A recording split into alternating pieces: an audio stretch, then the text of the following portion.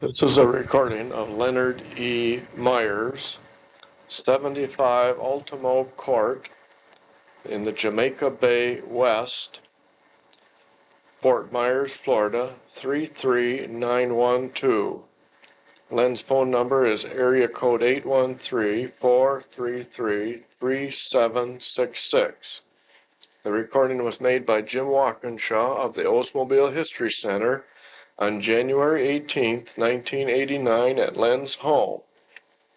This is tape number 1 of 1 tape. Hey, Len, if you would just start, please, with your name and address and phone number. Leonard Myers, 75 Ultimo Court, Fort Myers, Florida. Telephone number is 433-3766, area code 813. What's your zip code down here, Len? Zip is 33912. All right. Do you need the Jamaica Bay thing on there at all to make it work, or is that not necessary? That's just dressing. All right. Okay. Well, let's then. Probably nice to have it. All right. JBW. Okay. Let's go back to when you started at Oldsmobile and what you were doing. Yeah, started out as an hourly employee. All right. 1949, June of 1949, in the engine plant. All right. And the rocket engine. And it had just been put in, hadn't it? Just started. Okay. What were you working on? Well, working on the end of the crankshaft mostly. All right. Putting that key in there. The And the end of the crank key. crank. Yeah. Uh-huh. So, actuate the flywheel. Yeah. So you were on the assembly line, right on the Right. assembly line. I worked there for about 3 years. That assembly line, is that the same one that's there today? Yes. The old pedestal line? Yes. So it has remained there for that ever length of time. Right. What can you remember what was done in the plant that surrounded you? What was where? Like where was the block line and where was the headline and that sort of thing? Well, the block line, I think, was on the over in 38 at that time. Okay. Or part of it. Yeah. And part of it was in building 28, All right. as I remember. That's all right. Yeah. And how about where was the crankshaft department when you hired there? I don't remember. Wondered if that was in 33, next door to you, so to speak. Could have been. I don't remember that. All right. Do you remember what you made when you started? Yes. $1.66 an hour. All right. Big wage in those days, though. Big. I guess. I don't know. But it was. They didn't have any McDonald's then. Yeah, right. Now, you said 3 years Yes. doing, did you stay on that same operation? Well, Or pretty did you much bounce so, but around? I learned the other. What other kinds of things would you have worked on then on the line? Oh, hanging rods, Okay, what does that mean? connecting rods. Okay, Just putting the cylinders and the rods up into the block. okay. Did you feed those in from the top or the bottom? I think it was from the bottom. Because they turned the block over Yeah. right after the key offers. Oh, Where I put the key into the end of the into the crank. crankshaft. Uh-huh. There was a turnover. Was that an automatic turnover or was that a manual thing? Is there a guy there? It was an automatic Okay. turnover. Okay. And do you remember how fast or how many engines an hour you were making? No. Okay. No. I say no. See, the number that sticks out in my mind is 60 an hour, That could be. but I'm not sure about that. All right. And then how did they handle when you had to go off to the men's room or something like that? And There was a relief guy, there was a guy there that came along and did your job right? while you were gone. Whatever we had a certain amount of time to, Uh-huh. I forget what it was then. That was a kind of, what they call break time, was that what that Right. was? Or Well, really. relief time, all right. And And the that, guy that took your place was a relief man. and he could do everybody's job. Yes. And then you got that in both the morning and the afternoon, so to speak, so you would have Yes. time each. As I remember we did, yeah. Okay, what happened after that, after those 3 years? Well, in October of 1950, well, before that, I guess I had put my application into labor relations Mm-hmm. and said I wanted to get into plant layout. Oh, okay. And plant layout at that time didn't have any openings, but plant engineering did. Oh, all right. And then so they sent me up to get the interview with Stu Rudder, Okay, Stu was there then. right? Mm-hmm. And I don't remember how long it was, or when I went up to see the interview. It wasn't too long. I think it was probably in September. And then they called me up there October 1st, 1952. All right. Well, that was up in Building 40, Building 40, second floor, yeah. towards the north end in the building, or where was it located? Well, of course, the lab was at the north end, Okay, the far north end. Mm-hmm. right? And then we were next department down. All right. Did you And go plant layout was the next department down. Did you go all the way across the building, Lynn, east to west, or were you just kind of on the west side? I don't think we went all the way across. All right. So 1950, 52. 52, you said you got there. Okay. And what did you start working on when you were there? What kinds of things did folks have you doing? They had me on the board drafting. Okay. Who were you working for? Beginning, you mean? Yeah. Who was your first engineering boss? Well, they had, as I remember, they had two what they call group leaders, I think. Okay. And Dave Lee and Walt Sparrow Were those two? at that time. All right. Then they had 4 checkers. 4 checkers? Okay. And, Who were they? They were Jay Parkers, Okay. Charlie Bruner, Yeah. Mike Green, Yeah. and Ed Eva. Okay. Now, Ed Eva might not have been a checker. Oh, eventually he was, after he was there a while, but he might not have been a checker when I came up there. Okay. Did those guys, as checkers, did they have people working for them, or was that, No, they were what did they? not really. What did they do? They basically what they did was you submitted your drawing, your finished drawing, when you thought it was finished. Okay. And after they got through blooding it up, it's correct, yeah, with a red pencil, and then you take it back to your board, correct it, probably the way they wanted it. Oh, all right. Unless you had a good reason not to do it that way, then you go back and you could argue it. All right. They were congenial enough Yeah. not to be say this is the only way we can do this. Yeah. But it was trying to use their knowledge and background. Is that basically what the purpose was? Right.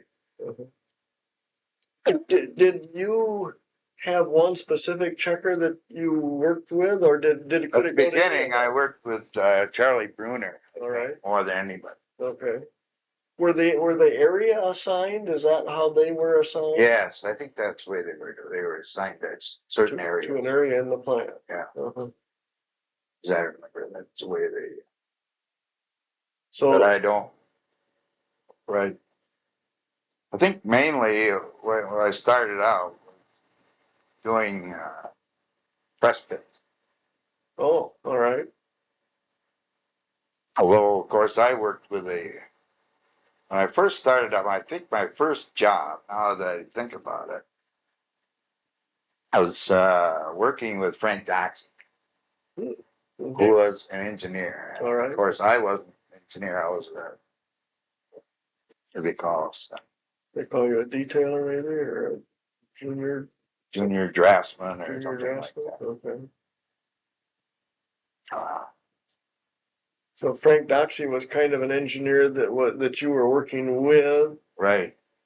But it still had to go through the check. The checker bunch. Okay.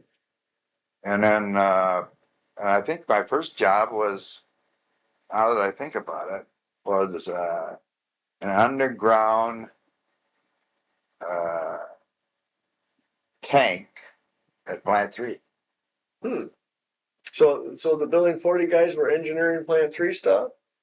Oh yeah, see that?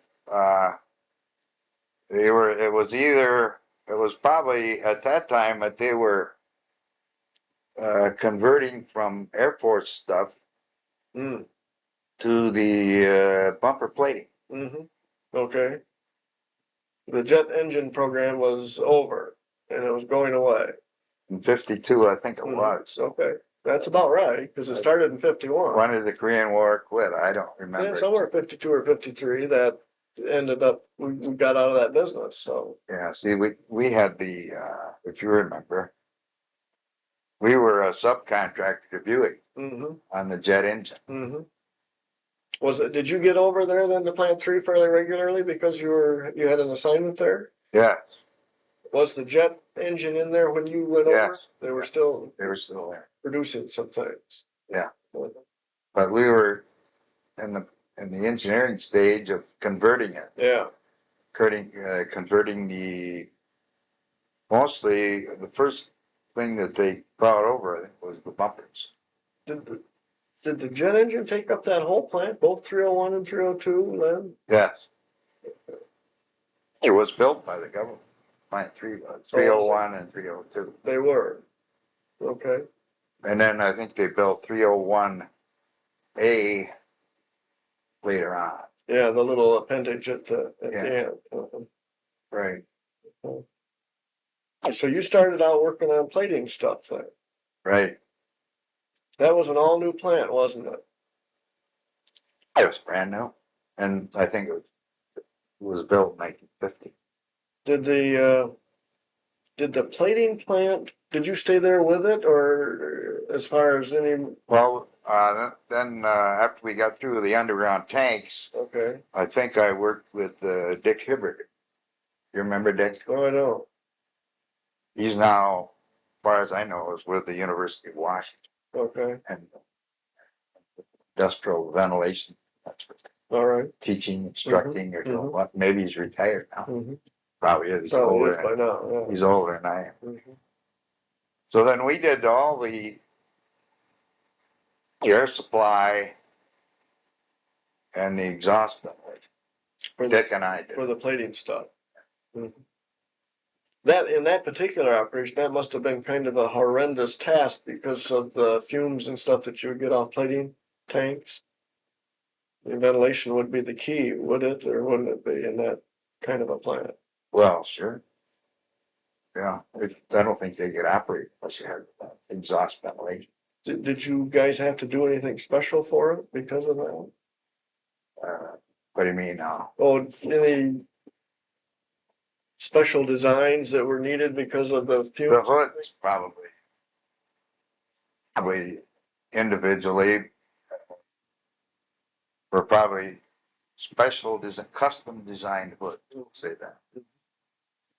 Didn't use That's the exhaust part. Yeah, didn't use a lot of stainless steel or something. I don't think we used any stainless steel. Eventually, okay, they went to plastic. Oh, and the hoods. I think it was all just plain steel. Yeah. No, as far as I can remember, it was just sheet metal hoods. But of course, eventually they corroded or rusted out. And then they went to plastic ones or Then they went- fiberglass or something. Yeah, right, It's interesting. So there's a change in technology, right. sort of. Did you work at all on the conveyor system, Lynn? That power and free system that went in? Not very much. Who was kind of the boss of you during that period of time? Was that still Charlie Bruner? Well, Charlie there again was checker. Okay, so yeah, I'm sorry, that's right. He wasn't But- the boss. Yeah. He might not have been. I think it was Jay Parker's Okay. checker then, Right. over at Plant 3. Mm-hmm. But Hibbard was the either engineer or Yeah. junior engineer, or Yeah. I forget exactly what grade, what title he had at that particular time. This was back in 53. Yeah. 1950. What? Tell me a little bit about the four checkers, if you can, Lynn. What kind of people were they? Like Charlie Bruner and Jay Parkhurst and Mike Green and Ed Eva. Charlie Bruner was, lack of a better word, a nice man. Okay. Why?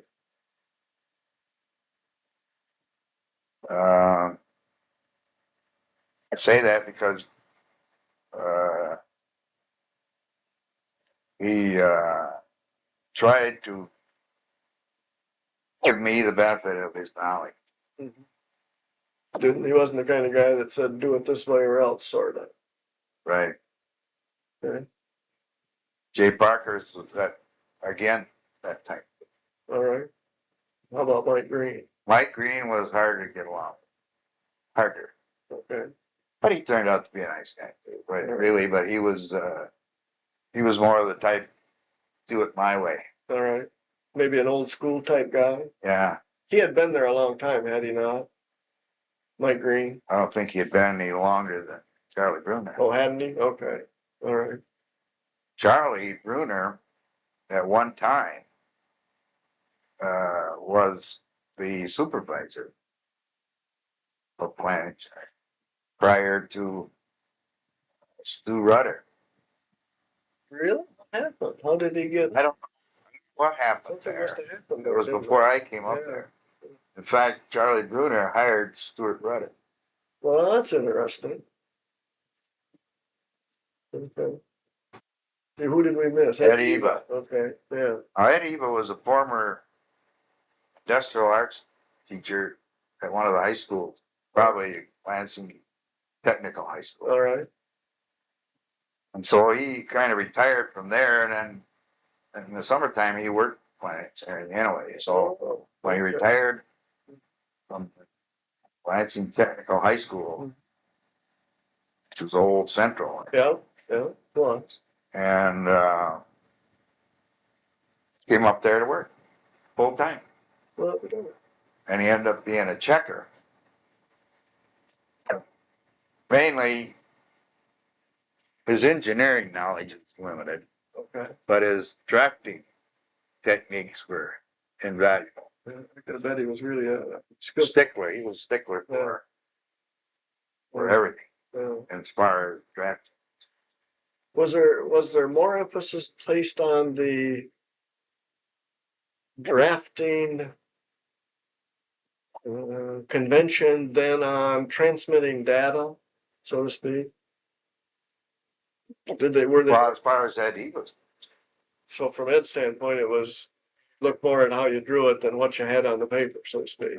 Jay Parker's, as far as I know, was the only college graduate engineer. Okay, The other three were not. all right. Did you have to have a professional engineer's certificate to be in plant engineering? Did I or did anybody? Yeah, did individuals that worked there? A lot of them did. But it was not a requirement. No. All right, I think the plant engineer, like Bill Rasmussen, for example, okay. I think, although I'm not certain, Mhm. he had to be a professional engineer in order to become that. All right. but I was pretty positive that he did, Mm-hmm. because most of them were. Yeah. You know, Spire was. Yes. Well, now, the guy before Erasmus. By the way, when I came up there, Erasmus was the plant engineer. Okay. Bill Erasmus. And the guy before him was John Dakin. Mm-hmm. Well, wait a minute. When I came up there, John Dakin was the plant engineer. Okay, so he was there for a period of time while you were there. Right. And then in 1954, he got killed in an automobile accident. Mm-hmm. I don't know if you remember that or not. No, just vaguely. I've heard it several times in my discussions with people doing this thing, but I just vaguely. He was can a remember Catholic, and he was going down there on a retreat, that. going down to Royal Oak or Oh, yeah. Detroit area. Yeah. And he was doing a good thing. Sure. Yeah. And he got killed and not realized it. Then Bill was the assistant plant engineer at that time, so he took over. Did you know Dakin at all during the short time that you were? Oh yeah. What kind of a guy was? Well, not that well. I just, Okay. I just Curious to see if what. We kind of like to find how these people, what kind of people were they? Because we really don't know any of these people. he appeared to me to be quite a glib, Mm-hmm. friendly, Yeah. but other than that, But he would come out and talk to folks in the area, or would he stay in his office, or how did he do that? I don't think he came out and talked to anybody. Well, not Yeah. not to everybody. Yeah. He wasn't that good. Yeah. How about Stu? Would Stu Rudder, was he in there as the engineering supervisor when you started? Stu was the guy? Yes, he was the guy. What, did he come out and see people? Yeah. Or would he work with folks out on the board, so to speak? Right. As I remember,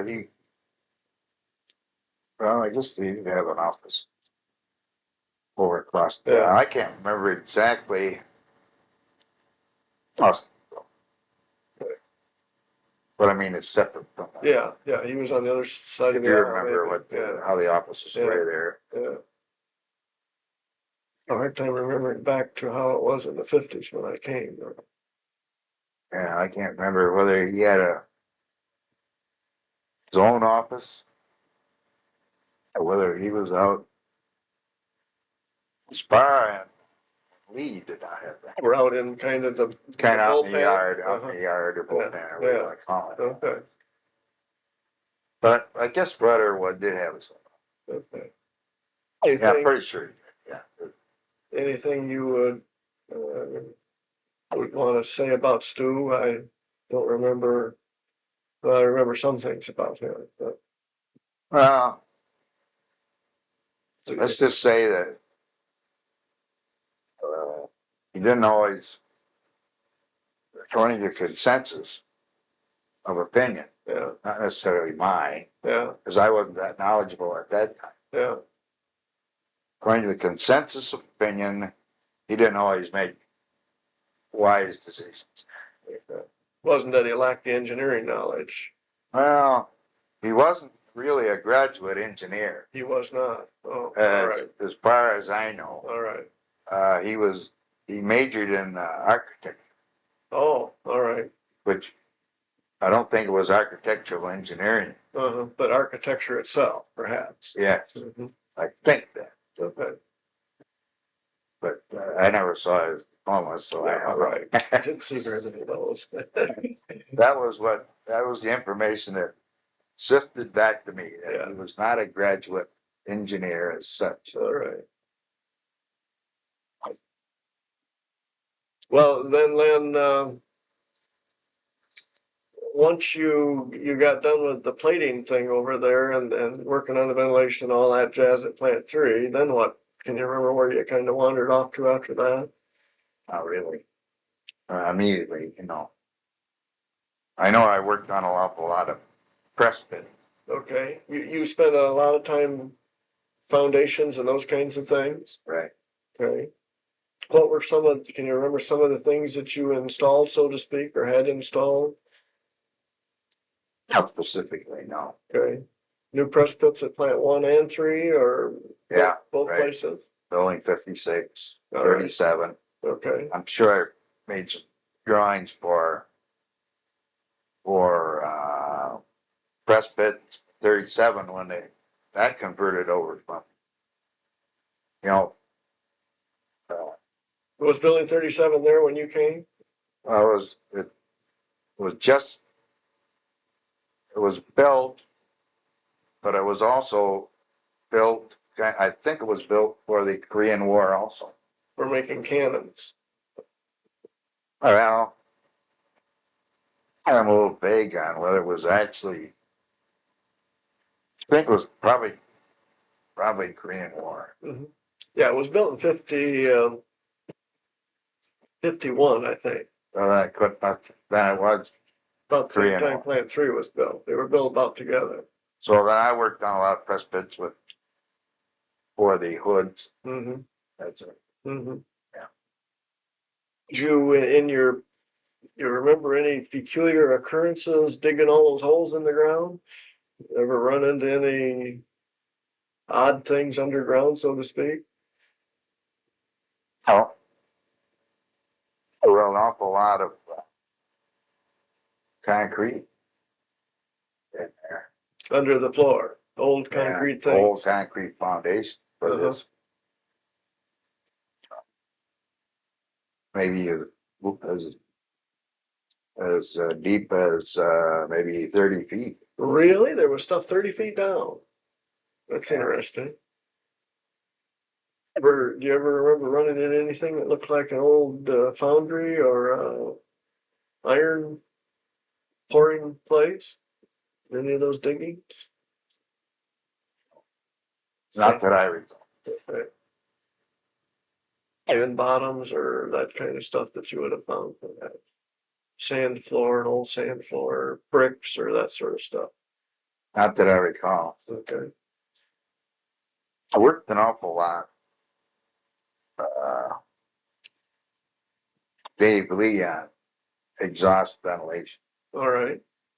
What was it? On quite a few things. Was there a big push to have more ventilation, or what was the Air occasion? supply house. Okay. Was that a change in the way we had done business, Len, previously? Yeah, normally we just exhaust and push put the air back in.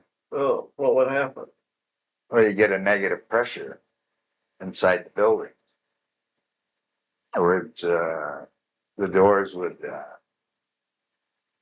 quite a bit of strength sometimes in certain places to get the door open. Okay, because it was sucking so hard. Right? So then they decided that maybe we better feed some air in because we were getting a lot of complaints. And then we went out, got some money, I suppose, someplace. We started putting air supply penthouses out of the building. And I worked with Dave Lee on it because he was kind of our expert. Okay. Did And you, most of the initial air supply houses were in oil heated. okay. The air was heated by steam clouds at that time. The plant was generally heated with steam, was it? Well, Most of it? I mean the plant itself. Yeah. Well, I don't. Basically, they didn't. They had the air supplies. I'm not sure that they just didn't heat the buildings with the lights and the machinery. Oh, okay, could be. Because I don't remember, or maybe, well, we might have had recirculating heaters, I'm sure, in some spots. All right. And they were probably steam supplied in most cases. And later on, of course, the gas turned out to be cheaper, Yeah. natural gas. Uh-huh. And so then, of course, fuel was natural gas Mm-hmm. in a lot of, Yeah. in most cases after that. Yeah. The ventilation program, was that a plant-wide thing or just basically engine plant? It was plant wide, I think. Uh-huh. Did you remember when that was about? When we started doing Yeah, that, yeah. oh, brother. That was okay. About when all of that was starting. That must have been a new, because that was a new approach to things. That was kind of unique. I would guess probably it's probably in the early 60s. All right. Uh, when we, uh, going back a little bit, when we did the ventilation on the bumper plating Mm-hmm. at Plant 3, did all that exhaust Yeah, I talked yeah, about right. earlier. What we did there was we put these washing machines. They were central spray air wash Oh, scrubbers for scrubbers, okay. and they were 20 or 25,000 cubic feet per minute Uh-huh. wash. And so then what they did was at that time was just pump the air as they scrubbed it, pump the air back in the building. They just brought it up through the scrubber and back, dumped it back down in. What was the scrubber doing? What was its purpose? Hell, of course, there was a lot of dust, Okay. fumes off of these plating things, And they would take that kind of stuff out. right? But what, you passed the air through an air bath line? Yeah, Sort right. of thing? It just washed the air. Yeah. It was a kind of like the water went through a centrifuge. Oh, like a little cyclone sort of That's thing. the name of the, yeah. Uh-huh. Yeah. Well, not really cyclone either, but it was kind of a centrifuge type. Yeah. Where it went around in a circle and up, Yeah. up or down almost. Yeah, maybe. and right, and then I forget what the efficiency Yeah. was at that time. See, And of course, if something went wrong with the particular air washer, then there was also a bypass that mhm. shot it out air, Okay, just to get rid of it. which may not be permissible Yeah. Nowadays. nowadays. But that's the way they didn't want it going back into the building if it was clean, so they had this damper set up. Whereas if something went wrong with the air washer, they could pump it outside. Did somebody have to flip that damper or was it Yeah. automatic? Yeah. Okay. When you were putting all these new air supplies in, then now there's around a whole bunch of old buildings. Did that cause any peculiar problems?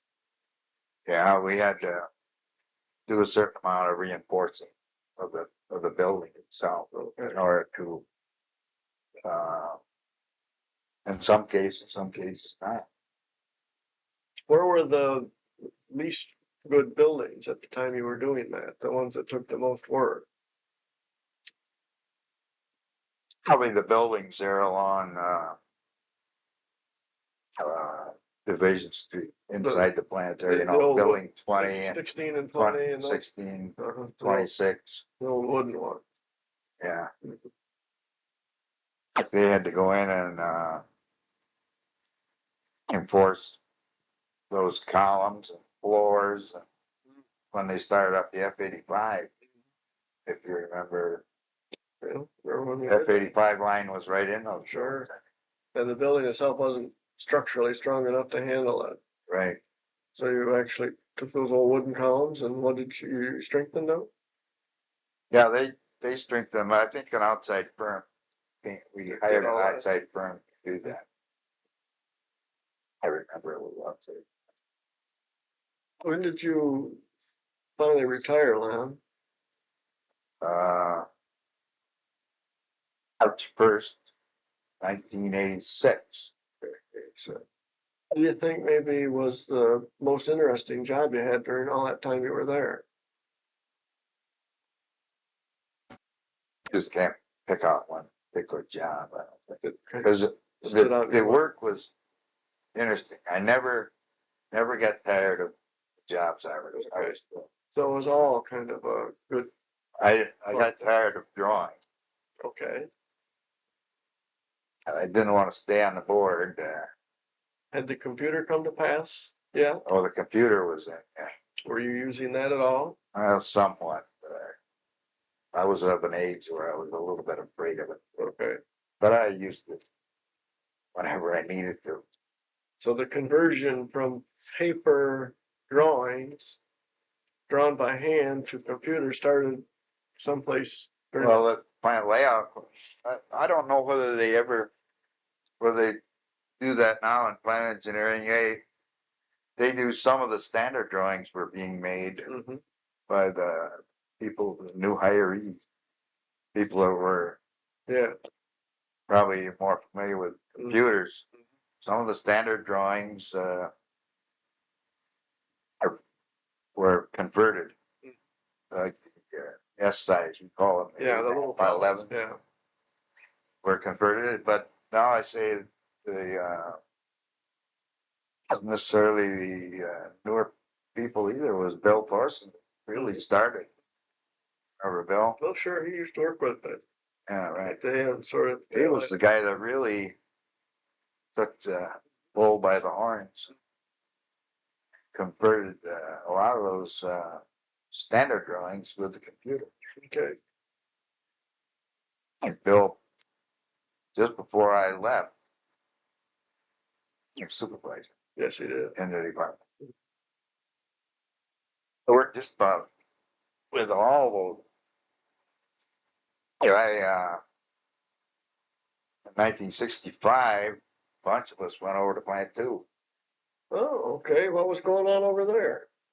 They were converting a lot of the forging stuff to automobile manufacturing. Okay, The actual plant, differential. okay, so we're going into, I mean, gear you get making. differential gears. Yeah, they're doing some gear making that we'd never done before. Right. Did that plant pose any peculiar problems? Yeah. Uh, the conveyors were a lot harder to support. Mm, In a lot of places, we just had a floor support. no, not enough overhead steel to hold Yeah. up things. Right. Do you remember? I guess I worked on just about everything, exposed about everything that plant engineering did at one Uh-huh. time or another. But I suppose that if I were going to say that my main knowledge was ventilation, probably more than anything. Did plant engineering sort of try to do that, Lynn? Not have a guy be a specialist, but point you at a certain thing and then sort of have you work on those same kinds of things? Yeah, it varied. I don't know whether they thought I had a knack for that sort of thing, but I ended up working in that field more than anything else. Mm-hmm. Although I guess I was exposed to just about everything. Who was the supervisor over at the Forge plant when you were over there? Bert Zavitz, who is in Fort Myers. Right. You know that? Yeah, but he's gone until the 26th of February or something like that. I think he lives in. Yeah. I see him every once in a while down to the Captain's. Which Bert's, used to be the Brown Derby. Bert's an old Forge plant guy. Yeah, right. Must have been there. Hell of a night. Well, it must have been there from the start almost. It seemed like. Yeah, right. I think over there they had, of course, their own plant engineer, Yes. Wiley. Wiley Beeman. Wiley Beam. That was the plant engineer. Yeah. How long did you stay at plant 2 then, Len? 1 year. Okay, to get that thing in, huh? But that doesn't necessarily mean that I was all done with plant two. We just moved because our area was cramped Yeah, over there. The department was opening up. I think the service department at plant three was being transferred to plant four. okay, And then so the area over there we took over, oh, second floor, mhm. building 302. So you moved out of plant two and over to plant three. Right. That was just the time, I think, for the crankshaft. Oh gee, did you get to work on that too then? Yeah, All right, the foundation for the machine. okay, And at that time too, I think they were moving some of the bumper polishing operations from building 78, 77, and Mhm. 26 mhm, over to plant three. So I okay, worked on that. all right, Enclosures around, steel enclosures around the operation or dust, for dust. dust surfaces. Right. There again, we ran the exhaust through a center spray washer, Uh-huh. pumped the air back into the building. Good. With a bypass. Yeah, In in case. case. Did the buffing that was done prior to that wasn't done with machine, or do you remember how they did it? Uh, in 78, 77. Mm-hmm. Yeah, it was done, I think it was done by machine, but each head was individually exhausted. Oh, I see. Rather than So- the row. Right. So if they were, that type of exhaust ventilation didn't work out satisfactorily. Okay. So when we moved it over to plant three, well, we put them in separate rooms, each Mhm. machine. Mm-hmm. That seemed to work a whole lot better. Uh-huh. Because you didn't need a guy in the room to be with the machine, apparently. Right. So did the crankshaft pose any particular problems when it came over? Not really, but pretty smoothly. So you said you were digging foundations and that sort of stuff? Yeah, for drain decks, washers, and machine foundation. Yeah. Did you run into anything underground there that was peculiar? I don't remember anything. At that time, was the axle shaft and that sort of stuff over there? Axle shaft. Yeah, Well, or knuckles, or at that time, no, I don't think so. so the rest of that building was kind of empty. Yeah, I think so. Right. By the way, that's one of the last things I did. And before I retired, was clean out the axle shaft. Plant two. Where did it go? Well, their company, I guess, We their got, division or we whatever. got out of the business anyway. I think so. Took out all the I think we machines. went out of all the axle business, didn't we? We've been making gears and everything, didn't we? I think so. What Chevrolet, Somebody else. Anyhow. other division. Yeah. I hope. Who, Len, and all that time, who was the best boss you ever Oh, immediate supervisor. You're thinking had? about? Yeah. Well, I'd say probably a toss up between Thorson and Jake Moreland. Okay. Why? Why were those the best as far as you were concerned? It's because they were easier to get along with probably than the others. Although probably the guy I learned the most from was Frank Doxson. That's interesting. I worked for all those guys. Yeah. John Muir, Okay. Bob Dittmer, Don Marshall. Mhm. All At one at time. one time or another, I worked for all of them. When Carl Gretzinger, Carl at one time, short time. There's only one guy that I never did work for, I think was Jim Barber. Oh, all right. Don't remember working for him. Mhm. Was that generally the approach in plant engineering? People ended up working for a variety of supervisors over their tenure? Well, it was for me. I'm not sure whether everybody did that or not. Was that a good thing or wasn't it? Sorry with me. I didn't have any, Change of scene? right? I think that made the job more interesting. Mm-hmm. 'Cause I never got bored on my job. Mhm. You're familiar with plant engineering work. I don't know whether you would have wanted to be in plant engineering at all at any time or not. That's a fine place. Yeah. Job wise, it was But there was always something, probably the job may take a month or 2 months Yeah. to do, but there's always something different, I thought.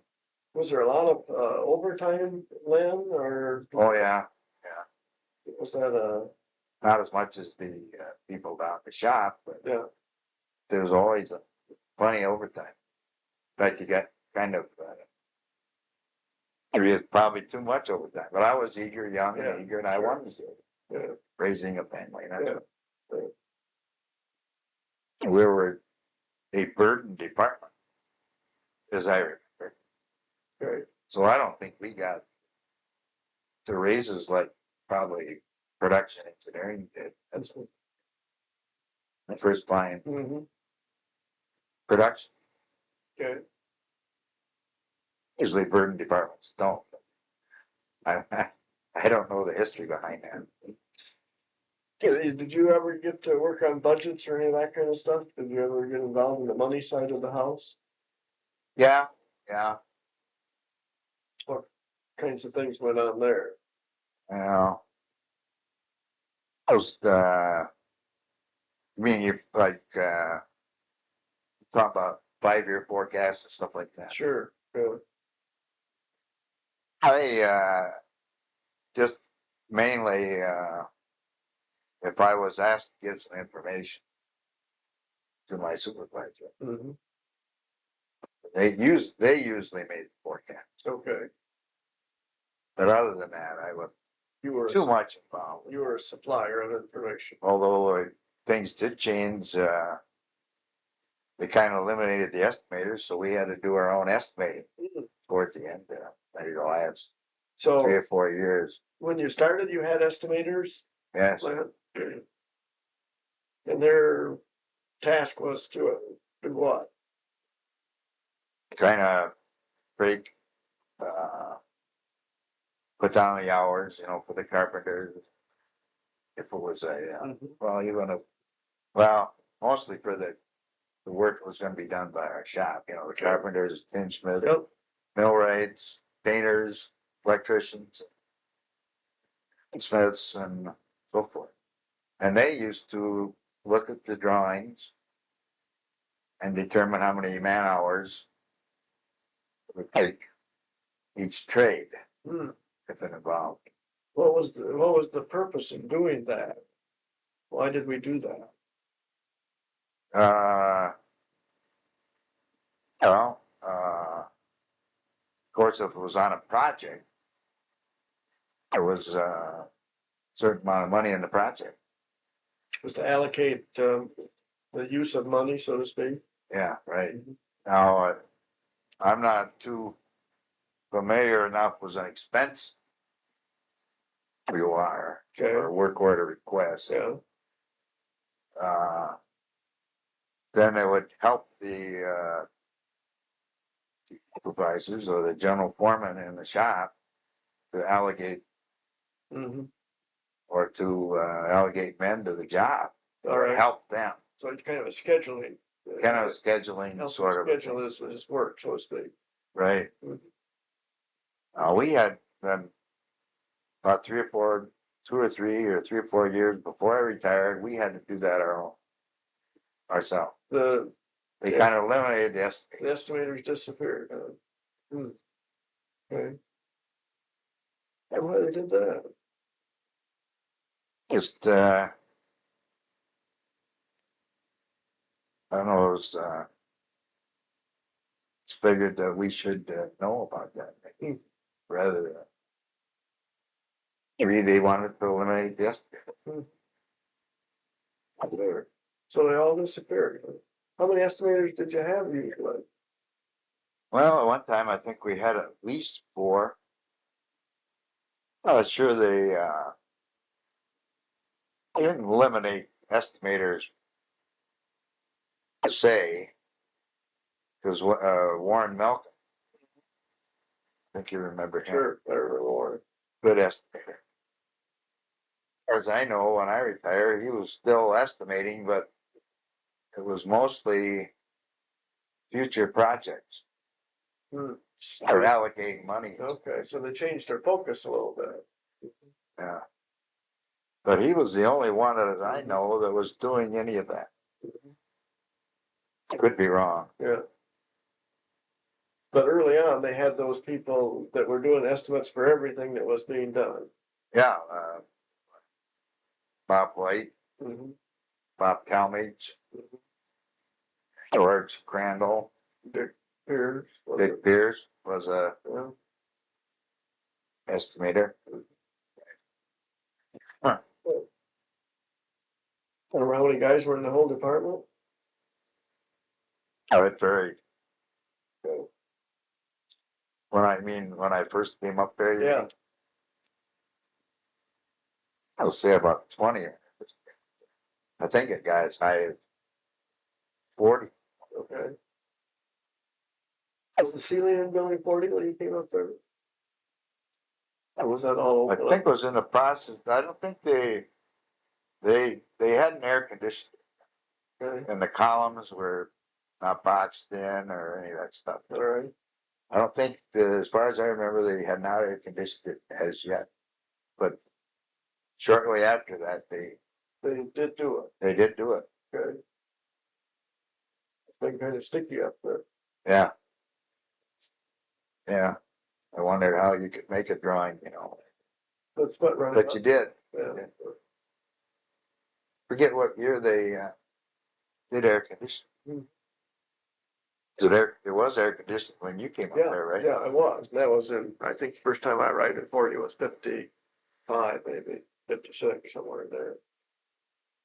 Yeah. When you're going to GMI. Yeah.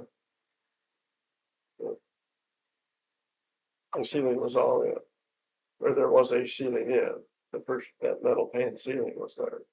Yeah. I guess if you want to say what job I least like. Oh, okay. Yeah. Reverse it. How's that? I got stuck with painting. Painting what? Industrial painting. But I mean, inside, cleaning, outside? inside. Inside Mostly. painting. Maintenance painting would be. Okay. Where you'd have to blow down. All the iron and the steel. Yeah, all that dirt, crap, and whatever it was. Oh, wow. Blow it down and then paint it. Of course, we contracted most of the stuff. Yeah. And later on, the shop decided, well, maybe I can sell this stuff. When the union. Yeah. Contracting business. Yeah. Kind of got onto the outside sources. Yeah. In some cases, the shop did it. How often did we paint things, Len?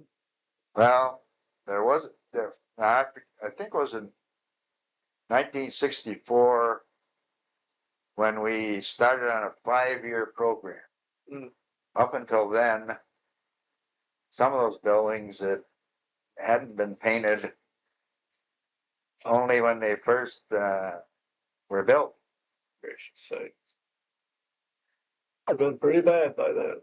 So there was a plan initiated by plant layout, I think. Okay. they went out and got the money, issued the WR to spend $1 million a year I'm just for at painting- least 5 years, I'm just painting the insides of buildings. just painting the inside of the building. Okay. I liked it at first because it was different, Mhm. but I got pretty tired of that. What was wrong with that? Jack? No, it's just got too monotonous. Okay, more of the same. I guess they thought I was doing a pretty good job, so they left me on They it. probably did. They probably said, here's a guy that knows what he's doing, so we're gonna have him do this some more. Yeah, that sometimes happens. Sure does. Eventually, I told them I wish they'd get somebody else. So they did. Okay. So they shared the problem, so to speak, a little more. As it worked out, of course, if they had a bad selling year, that was the first thing to go. Mm. So that was only a good year's program, sort of? It turned out to be that way. Uh-huh. They had a lot of it, what you call expense money, Which would be on a good year when we were selling a lot of cars. right? We would go do that, huh? But when they first started out, they had a 5-year program. And that was 5 years to get around the plan? Is that what the goal was? To Yeah, get all over the plan? right. At Plant One. That's where they started out. They Yeah. started out building 30, if I remember, 36, 38, 35, All right. 28, Some of the older structures there in the engine plant. right around that area. Mhm. Did they use the engine plant because it tended to get dirty more often? Is that as a starting place, do you think? I don't know who decided Where? where. I think somebody in plant layout. Yeah, This is 64. yeah. I really don't remember who the guy was in plant layout now. There were a lot of guys that worked on that over the years too, just as been in your place, I'm sure, so. But I don't know whether it was like it was Janetsky, Randy Janetsky, Might have been, but I'm not sure. might have been. Can you think of other unique happenings or things which might be of interest that you worked on, Len? It worked on all 4 plants. Okay. What'd you do out of plant 4? Do you remember anything working out there? I think for one thing, think I helped with the engineering and moving a service department out there. Okay, yeah, And then, of course, there was, I think I helped with the ventilation on where they worked on the automobiles. Mhm. You know, the carbon monoxide. yeah, in the garage, that garage area. Garage area. And I did some work on the exhaust emission. Ventilation again. Okay, so it tended to be all ventilation things that you were doing. Mainly, yeah. Well, I could get involved with Yeah, most anything, I guess. But, you never got involved with electrical stuff, did you? well, we had to make towards the end there, when I was promoted, that sort of thing, I had to make my own electrical drawings. I sometimes needed my schematics, Yeah, so the shop could, wire in a fan or Yeah, some kind right. of ventilation unit or something. right. And so if I got too complicated, I could always go to an electrical Yeah, engineer. all right. But you weren't working on the big transformers and all that kind of jazz that we had. No, not. Oh, I got involved with checking electrical or air supply panels. I might Alright. check electrical schematic. Oh, I see, checking drawings. Yeah, Yeah. but other than that, see, Okay, yeah, normally air supplies, we normally farm those out. to an outside Contract. engineer or an outside, Well, both, all right, and a construction guy, right, okay, both. You have to write maybe 2 contracts. Yeah. How long did it take to get a contract through the system, so to speak? It varied depending on how complicated it was. Probably 2 months, probably the longest. Okay. That would be for a more complex thing. Yeah, that's make some preliminary drawings for the contractor, Mm-hmm. write the contract. Yeah. Did you ever, Maybe take 3 months, maybe, for maybe, yeah. Did you ever have any work that you had to do without a contract, so to speak? Just to call a guy and get him in here and do something quick? I'm doing any of that. I mean, pay him later, you mean, or write the paperwork? You always had to have some kind of a paperwork afterward. So to speak, you had an emergency, and rather than fooling around with getting bids and all that stuff. Yeah, we might have an existing contract with contractors doing work. Oh, yeah. So you'd write a field order maybe. Okay. Getting to do something on the contract a little more than you had in mind, perhaps. Right. All right. If you had to have it done right away. Yeah. Yeah. You might pay a little more that way, but if